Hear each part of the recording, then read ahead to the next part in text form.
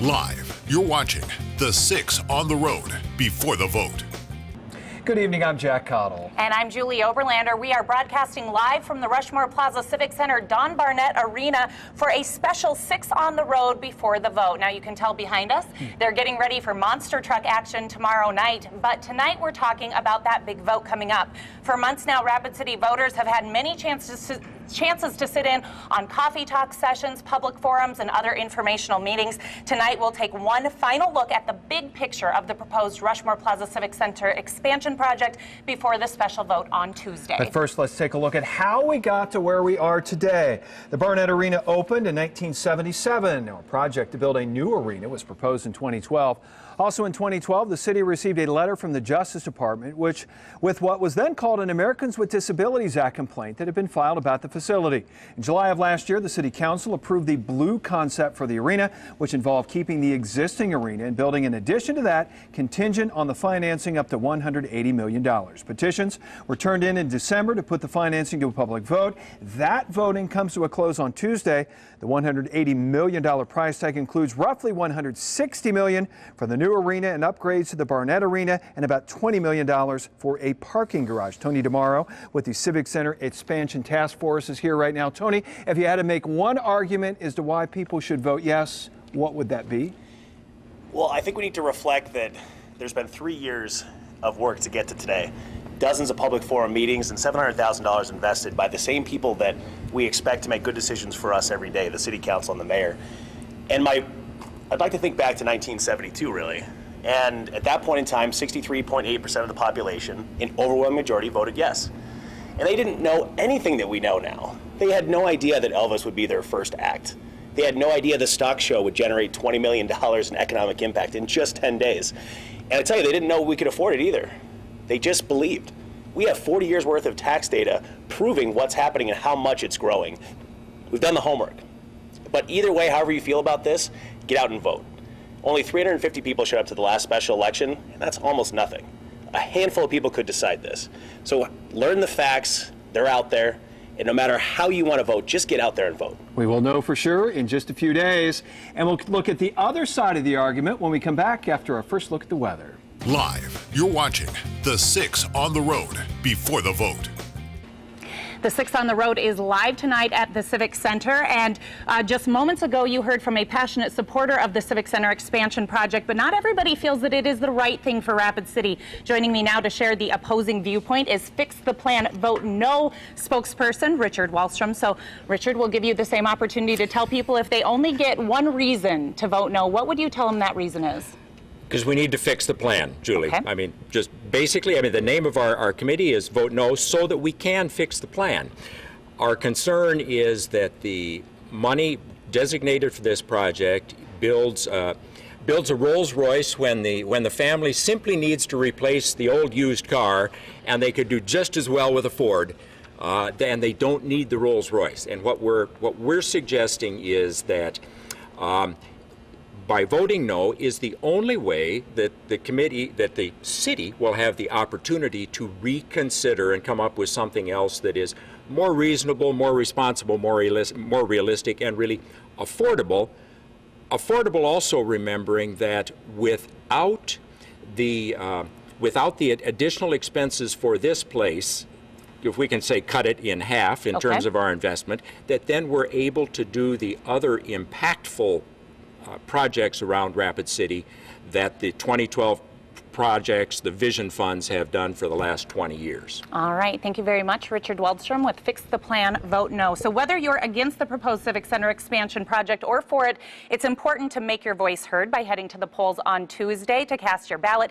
We also want to hear your thoughts with our Tell It to Fox question of the week. This week we asked, are you for or against the Civic Center expansion project? What do you think is the best argument for or against that plan? There is still time to let us know what you think by going to our website at blackhillsfox.com and clicking on the Tell It to Fox button at the top of the page. You can also join the conversation on our Facebook page and see what others have to say there. We'll feature some of your responses tonight on Black Hills Fox News at 9. Citizen-initiated calls to the Rapid City Police Department increased 10% from 2013 to 2014. That information comes from the 2014 Statistical Crime Data Report released today by the RCPD. Chief of Police Carl Jagaris said the dramatic increase is alarming to the department. The highest number of calls officers responded to were for disturbances and suspicious behavior. I think what it points to is that citizens rely on police for service at a higher rate today than they did 6 years ago. But a 10% increase in calls for service initiated by citizens in 1 year is pretty substantial. The report shows that the number of robberies and the number of sexual assaults were up from the year before, while aggravated assaults were down slightly. The number of murders stayed the same as in 2013. The 2014 report was commissioned to give a statistical year-end review of crime in Rapid City to be used as a guide for future planning of the department's fight against crime. Chief Jagaris said he plans to address the mayor along with the city council in regards to hiring additional staff for 2016. Well, still to come on our special 6 on the road before the vote. We'll check in on early voting numbers. Plus, I'll take you inside the Barnett Arena to examine some of the ADA compliancy issues facing the Civic Center. Keep it here. These special 6 on the road will return in just 2 minutes. Live, you're watching the 6 on the road before the vote. Early voting for the Civic Center expansion has been going on for a few weeks now. and the Pennington County Auditor's Office says so far the turnout has been good for this special election. The election supervisor says that they expect to have around 3,000 early votes in this special election by the end of the day Monday, which is right on par with a normal municipal election. Last night we voted about 2,500 early ballots. I think by the time we're done, Monday, March 9th at 5 o'clock, we'll have about 3,000 early vote ballots. That's high for a special election. It's comparable to a municipal election, the average that they usually see. So there's a lot of interest in this election, and we've had a good turnout for early voters. Early voting closes Monday at 5 p.m. at the Pennington County Auditor's Office. Voting is open from 7 a.m. to 7 p.m. on Tuesday at your normal polling places. Whether you vote early or on Tuesday, for or against, people on both sides of the issue agree that when it comes to meeting Americans with Disabilities Act standards, the current Don Barnett Arena, the one we're in right now, just doesn't cut it. Black Hills Fox reporter Jacqueline Seymour explains why. Good evening. Whether the Civic Center expansion is approved or rejected on Tuesday, both proponents and opponents have agreed and recognized the need to bring the facility up to American with Disability Act standards. I spoke with one couple that no longer attend Civic Center events because of the current structure's arrangements. Mike Brunick is now in a wheelchair, but hasn't always been that way. He and his partner used to come to events at the Civic Center, but no longer do because of the fear they would not be able to get out fast enough if a disaster were to break out, because the arena only has one elevator. But no matter what way the vote goes on Tuesday, Brunick says bringing the facility up to ADA standards is a must, and he will not give up. Even if the expansion doesn't happen, I'm a proponent of fixing the ADA issues, and that's really the key. If I get my lung transplant, I won't need this anymore, but believe me, I'll be a very strong advocate, and I'm going to speak out a lot. Just this week, the Department of Justice signed off on a settlement agreement with the City of Rapid City in which the city agrees to fix several architectural accessibility issues to make the facility in its entirety readily accessible to and usable by individuals with disabilities. That agreement is in effect for the next 3 years. Coming up tonight at 9, we'll take you through the Barnett Arena with Brunick to show you just why he's uncomfortable coming here. Reporting at the Civic Center for Black Hills Fox News, I'm Jacqueline Seymour. Back to you. Live, you're watching the 6 on the road before the vote.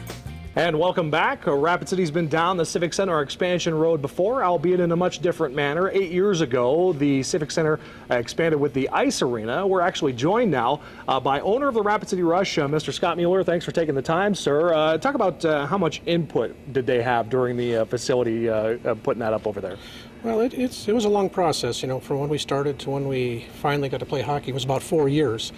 There was some design stuff that we got to help out with, but the city kind of had the idea, especially Mayor Shaw, that there should be a hockey team here, and so a lot of it was done before we actually started, as far as we helped out with the design of locker rooms and all that stuff. But it wasn't too bad of a process, but it's just long. Everything, in politics, governments, it does take time to get done.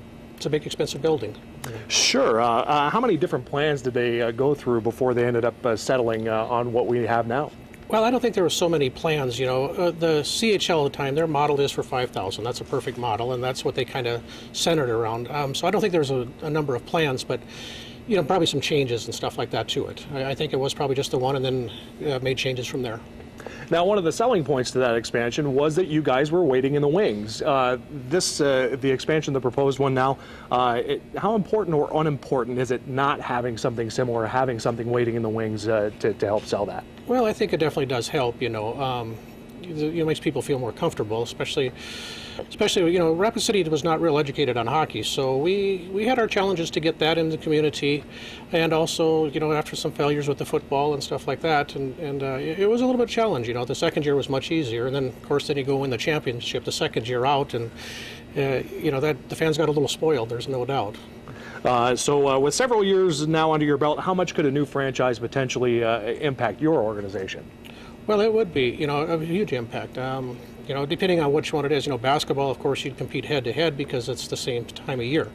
You know, football wouldn't be so bad. Baseball seems like to make the most sense, but unfortunately that wouldn't be in this building, you know, because it's such a baseball community here.